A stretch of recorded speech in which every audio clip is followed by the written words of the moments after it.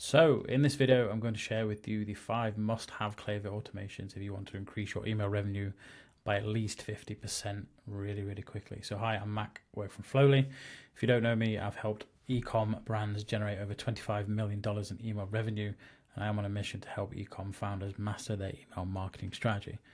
So let's jump in. So today I'm going to cover this screen here, and I'm going to show you these 5 essential automations that every single D2C brand needs to boost their revenue on autopilot. So whether you're new or whether you are well versed around Klaviyo, these 5 workflows will help you capture more revenue on autopilot. Don't forget, stick around at the end if you want a free email audit to see where your brand might be leaving some money on the table, which is possible. Okay, let me zoom in here to the first one, which is going to be here. I'll zoom in a little bit for you.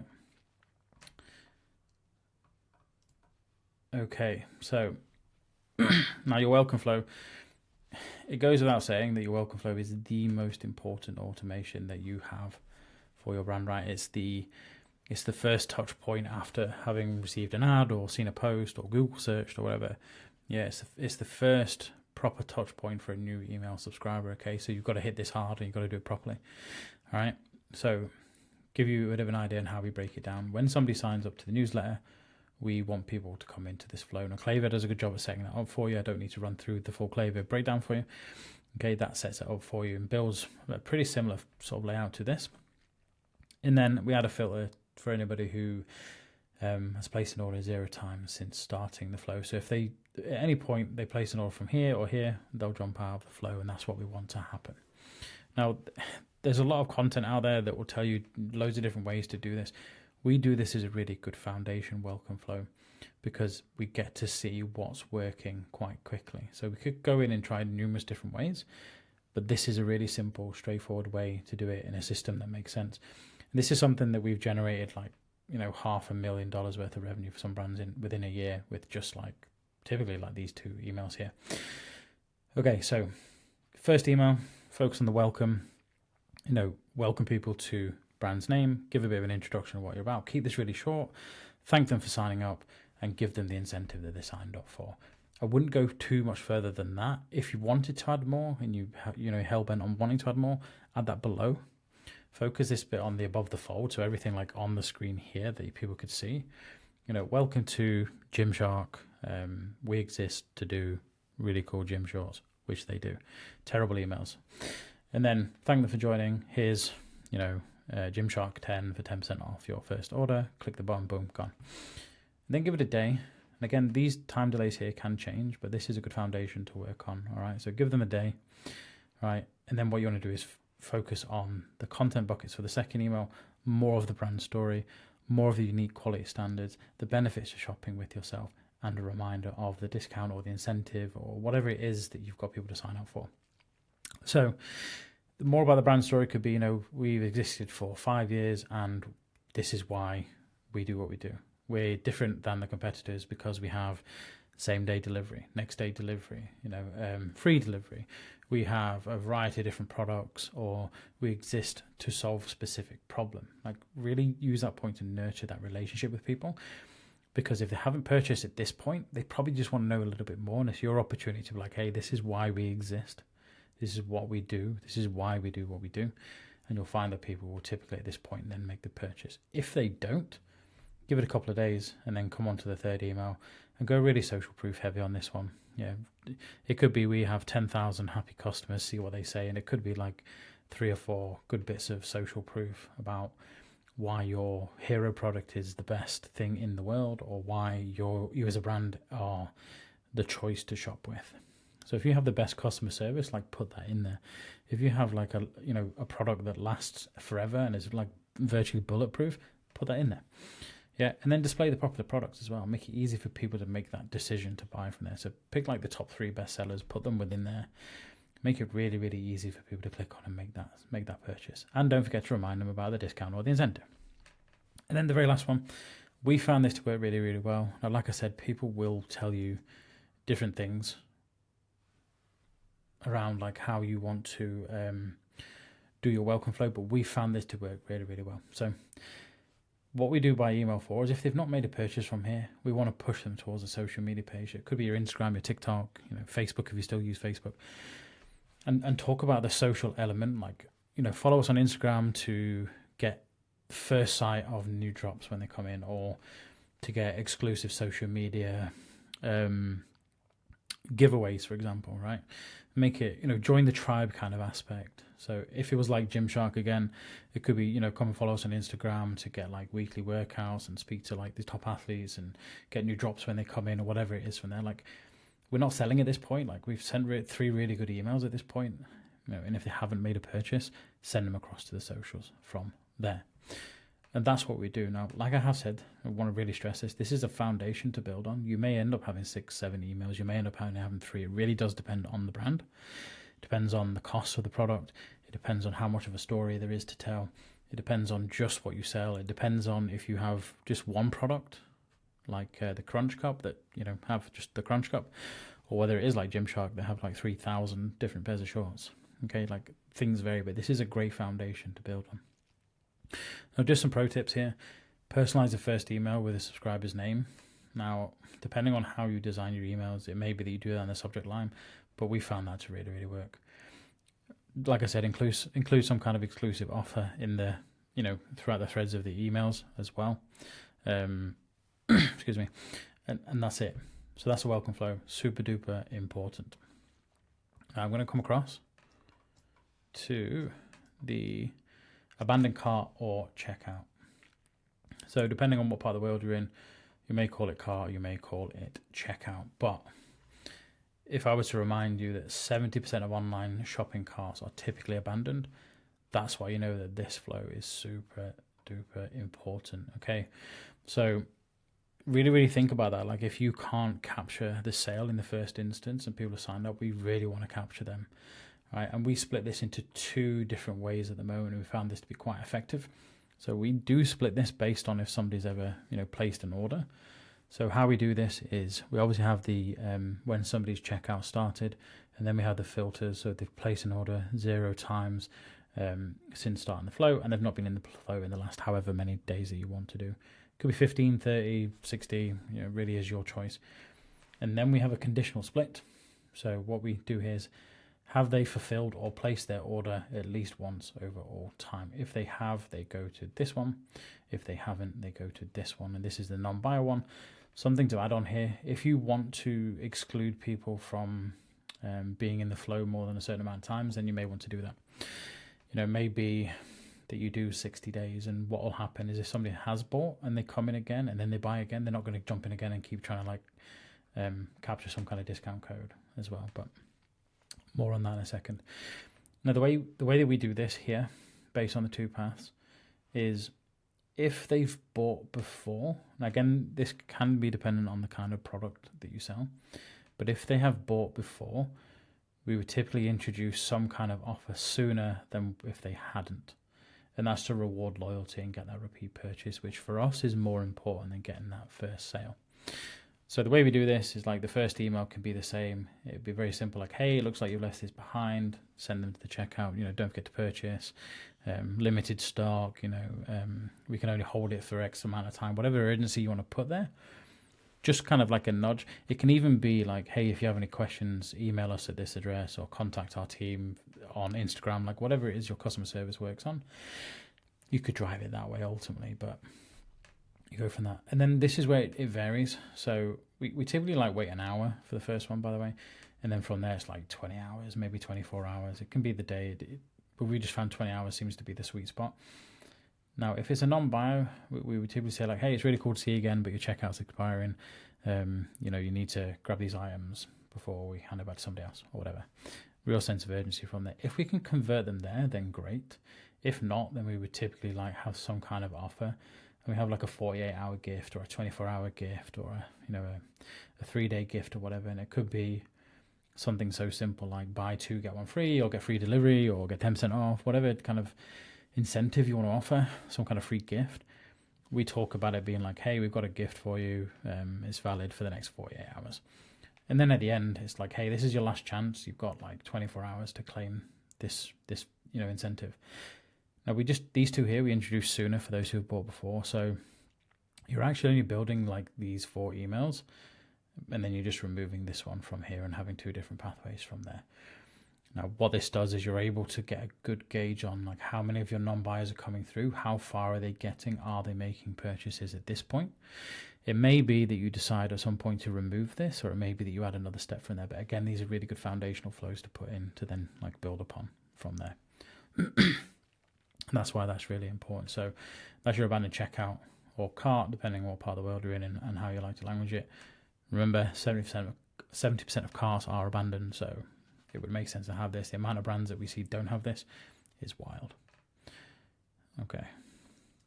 Now, slight color change purely because we color grade ours red for pre-purchase and then green for post-purchase. No other reason. Now, your post-purchase emails can increase repeat purchases and build brand loyalty. Now, this isn't to be used, in our opinion, as like, let's immediately try and get more of a sale, especially if you're looking to build the relationship. Okay, so I'm going to run through like how we do this at a foundational level and then how you can build on that. But the thing you want to keep in mind is we want to get rid of buyer's remorse immediately, and we want to make the buyer feel part of the brand, like they belong. Like, oh my god, I've not just bought, a pair of shorts from Gymshark again. I belong to like, the Lifters Club or something. I can't remember what they call it, but like I belong to something, and that's how you want to make people feel with your thank you flow. So don't focus on like trying to sell an extra pair of socks for the sake of making a few quid. Focus on how to make somebody feel like they belong to now your brand. Okay. So this is slightly off center, isn't it? There we are. So we typically do this. You can either do it when the order's fulfilled, and now fulfilled if there's like multiple orders, and then placed order if it's typically people buy like one item. We just prefer fulfilled because we do that once. Like if somebody's bought 3 things and you fulfill 2 on the first day and the 3rd on the next day, we find it helpful to kind of do this after. Now, something to kind of consider here, like this is again really foundational way to look at it. You can split people based on have they bought once, put them down this pathway. Have they bought twice, put them down this pathway. Have they bought more than twice, don't bother sending them down this. Like they're already loyal. You want to be pushing them into like a VIP flow at that point. Okay. The only difference really we want to push on here is like the language that we use. So it would be really, really sort of genuine gratitude and validate the customer's decision to buy. Okay. So, thank you so much for trusting in X brand. We're really glad that you joined us. Here's where you can access information about your product. So if it's an electrical product, you might want to drive them back to site to have like a blog page that talks about each individual item. Or it might be if you sell one key item, like a backpack, it might be within the email of like how to care for that backpack, for example, right? Education is really helpful because it reduces the kind of customer service questions, but it kind of shows, the buyer like, okay, these are things I need to think about and start prepping for when the item comes. Now, the slight difference for this is they bought again. So it's like, hey, thanks for trusting in brand again. Again, re-education if relevant. And then that reminder of social media for both. We like to drive people to socials because what we'd really like to do is get them to share their purchase on social media and get some UGC from there. So that's typically one from there, like, an hour after the order's fulfilled. Again, really factor this in based on what your postal flows might look like. If you're using Royal Mail and they have specific flows from when the item's fulfilled, we kind of don't want it to overlap. So if your item takes 3 or 4 days to deliver, you may want to delay this by a few days. But try and factor that in and make it, useful that way. And then typically wait like 7 days. Somebody's got their item by then. And then it could be more about the product onboarding and how to use or care for it. So like, hey, you've now got this item. Here's how you can get the best from it. Or here's how you can take care of it. Or here's how, Chris Bumstead wears these shorts. Like whatever the idea is, right? Of like making somebody kind of value the thing even more. That's the purpose of that email from there. And then again, 7 days later, vary this however you wish. We typically go for like some kind of post-delivery feedback, and it could be like a jot form, a type form, it could be a site pop-up, something that we do deliver, which is not going to be in this video, I've done a separate video on this, is the Net Promoter Score flows. So you could actually create a Net Promoter Score email on here. If you go and check the other video I've got and just type in Net Promoter Score by my name, you'll see, or no, in fact, it's customer loyalty on my channel. There's a video on there. It'll show you how to do that. But ultimately, we kind of want to get some feedback. So either a review straight to a review site, or it could be, share your product on Instagram, or it could be, fill out this form for a chance to like get 10% off your next order and get some feedback that way. That is very much dependent on you as a brand and how much you actually care about getting feedback. For us, this is really important, and we'd always push to have this.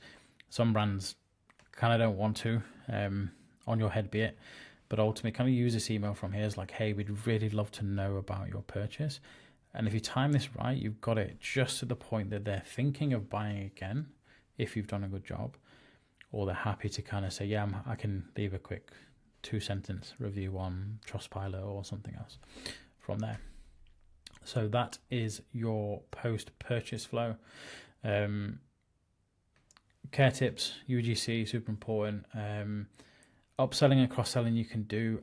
Personally, I wouldn't do that. I would create a completely separate flow for after this and have a cross-sell opportunity from there. Unless you're selling really cheap products and you're like Temu and you want to like maximize somebody buying a couple of vests for a few quid, like cool, that's fine. We don't typically work with brands like that, so it's not something that we would do. But yeah, that's your post-purchase. Now the win back. This is a small flow, intentionally small. So your win back series helps re-engage customers who haven't purchased for a period of time and may be potentially churning out. They're maybe not looking to purchase again, right? And we want to maximize the lifetime value wherever possible. Okay, so the time delay on this can vary. Now, when I say vary, I'll give you two extremes. If somebody buys a watch strap from you for their Apple Watch, they might want to buy another one in 30 days. If somebody buys a sofa from you, they probably aren't going to want to buy another one within 30 days if that's all you sell. So there's two completely different options here. So the way we would do this, let me just zoom in a little bit more. The way we would typically do this is we'd trigger it when somebody's placed an order, and then we'd have a filter to say that as long as they enter this flow, like at the place an order 0 times, they'll stay. If they don't, we kick them out. Now you can have the delay whatever you want. 90 days seems to be the typical. Now make a decision based on when you think somebody would be looking to potentially purchase again, and then extend it beyond that. So in this video, we're not going to cover like a repurchase flow. That's going to be a separate video. We're talking about the 5 really important flows here for increasing revenue as like a minimum we should be doing. So this is more about like, if after 90 days they've not purchased again, there's a high likelihood that you're going to lose them. So what we want to do is re-engage them, okay? You want to re-engage them with the first email. It could be like, hey, here's what's new, and it could be share some of your better products. It could be some kind of discount. Yeah, make it entertaining if you can. Something we found really useful is like a from the founder. So if you do like maybe a picture of the founder or a plain text email from the founder could be really good. And it could be along the lines of, hey, it's Ben here from Gymshark. I'm just throwing out Gymshark today. Ben here from Gymshark, can see that you haven't purchased for a while. We create Gymshark to do blah, blah, blah, blah, blah. We love that you're part of the community. If you have any questions, ping me an email back. However, if you're looking to buy again, here's a founder's discount or something like that. And then the second email, really, really simple, just a reminder of the offer and adds urgency, like, hey, you've got this offer to use, this discount, this incentive. Use it today. You've got X amount of time from there. Whatever you think kind of works. And that's a win back. Really, really straightforward, but so vital. I see so many brands don't do this, and like it's a really good opportunity to increase that customer lifetime value whilst not doing any actual work on it because you've built it out. Okay. Then one more, I believe. Yes, browse abandonment. Now they're again red because it's a pre-purchase flow. So your browse abandonment flow. Now this allows you as a brand to reach users who have shown some interest. It's a very low level of interest, but they haven't added their item to their cart or to their checkout at this point. So this is kind of like the kind of low end of the interest levels, but definitely super important as well. Okay, so this is how we typically build this out. When somebody's viewed a product, right, and the Klaviyo typically does all these for you, but worth checking. what we want to make sure is somebody hasn't added to checkout since they've entered the flow, they haven't placed an order, and they've not been in the flow for maybe the last 30 days or the last 45 days or whatever you think is relevant. If in doubt, just copy everything I've done here and then you can kind of tweak it from there. We typically give like 30 minutes to an hour for people to actually place that order, because what we're seeing is a lot of people will add it to checkout and then they'll get distracted and something will happen, but they may jump back in, and we don't want to fire them across an email straight away and like for no particular reason if they've got it. So like 30 minutes to an hour tends to be the time that we'll see more people come back. And then the way we do this, really simple email to encourage subscribers to purchase the browsed item, and that's it. Just like, hey, you've left this. You know, if you want to get like cute and entertaining, you could be like, hey, we've seen somebody eyeing up, you know, your items, you might want to come back and grab them, or hey, we're about to put this back on the shelf, do you want it? Whatever from there. And then give it a couple of days, and then the second email wants to be a bit about scarcity, so low stock, you know, we don't have many of these left, or add some kind of discount if you want to at this point. That's really got to depend on like you as a brand and your margins, and like, does it make sense at this point to try and convert them? We'd always say yes, because like you've paid to acquire those eyeballs, you've paid to get them onto your email list. Like, can you recoup the cost of that advertising? Then it makes perfect sense, right? Especially if you are the kind of brand that can drive repeat sales, then it makes perfect sense. So again, it could be some scarcity, a bit of low stock, or, you know, we're going to have to put it back, or, you know, somebody's eyeing up. That's one of my favorites. Somebody's eyeing up your products from there. And then the very last email a couple of days later, it's just a reminder, like, hey, we came across your items, we're about to put them away, or we're about to put them back up for sale, or hey, we gave you a discount and, you know, it runs out in 12 hours, whatever you think would work from there. All right. So that is that one. Let me zoom back out and come back to you. So that is 5, okay, of what I would argue is probably the most important automations you can put together if you want to drive some serious revenue. Okay, so with these 5 automations, you can capture revenue that otherwise slip through the cracks, which we don't want. Okay, we don't want at all. So that is this video. Now, I did say wait around at the end. So if you are an ecom founder and you're struggling to lock in your email strategy, you can book a slot on my calendar with the link in the bio and underneath this video, and I will show you exactly what's missing from your strategy on that call. Full transparency though, if I think I can help you, I will probably try and sell you my services. You can say no, but I'm probably going to try and sell the service to you. But at the very least, you'll come up with some kind of strategy that would make sense. Thanks for watching. Take care.